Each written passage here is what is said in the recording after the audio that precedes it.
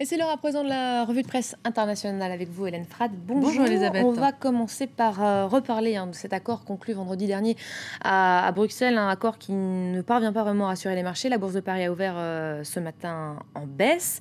Un accord donc à 26.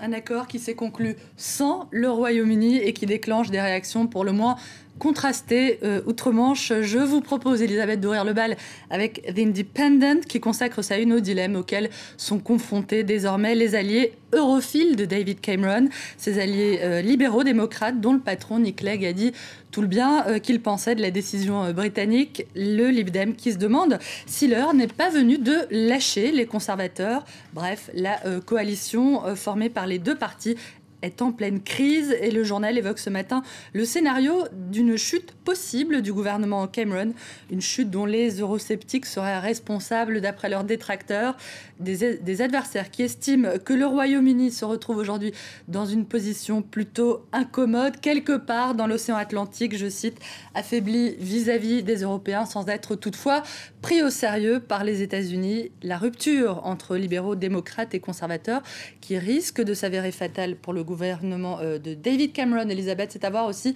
avec un petit dessin. Toujours dans The Independent, la feuille de vigne, Nick Clegg s'envole et laisse David Cameron dans le plus simple appareil ou presque shocking. Et les états d'âme des europhiles britanniques qui ne seraient toutefois pas au diapason de l'opinion publique. C'est en tout cas ce qu'affirme le très conservateur et très eurosceptique Times, qui fait état d'un sondage d'après lequel 57% des Britanniques approuveraient la décision de David Cameron, le Premier ministre qui a refusé ce que le journal évoque comme étant un accord franco-allemand. The Times qui écrit en substance ce matin: les libéraux démocrates menacent de quitter le gouvernement. Qu'à cela ne tienne, la chute de la coalition entraînera de nouvelles élections et il y a fort à parier que ces élections finiront par sanctionner ceux qui se seraient opposés à David Cameron. À voir également ce matin un autre accord, Hélène, qui provoque des réactions non moins partagées. Il s'agit de l'accord conclu hier à Durban pour tenter de lutter contre le réchauffement climatique. Alors, il y a ceux qui, certes, ne sautent pas au plafond, mais veulent voir dans cet accord une avancée pour parvenir à un accord global, planétaire. C'est le cas du Guardian qui évoque bien sûr les critiques, les craintes des groupes écologistes, mais fait une analyse plutôt optimiste ce matin de ce qui s'est passé à Durban, puisque les participants ont réussi à se mettre d'accord sur la nécessité de réglementer les émissions carbone au niveau mondial, des réglementations qui ont été évoquées, pas adoptées, c'est ça la nuance. C'est ce que nous rappelle un rédacteur en chef du Guardian, toujours sur son blog cette fois.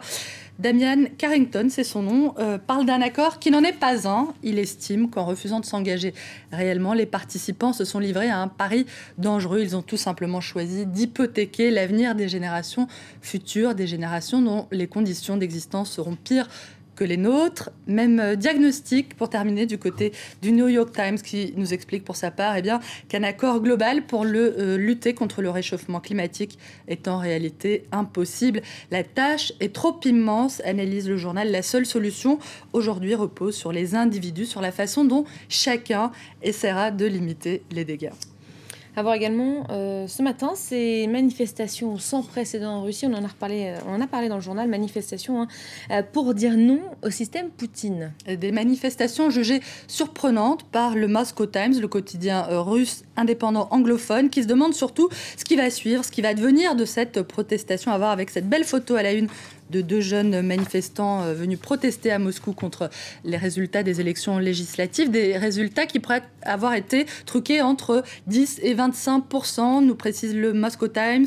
Pour terminer, Elisabeth, rapidement, les dernières sorties en date des candidats à l'investiture républicaine aux États-Unis, à voir dans le Daily Beast, des candidats en forme, puisque le site nous rappelle que pour Michelle Bachmann, la Libye n'est pas en Afrique, que pour son camarade Newt Gingrich, les Palestiniens sont un peuple inventé, je cite. The Daily Beast se demande si ces énormités finiront par leur porter tort, si elles leur seront fatales, et figurez-vous que ça n'est pas sûr du tout.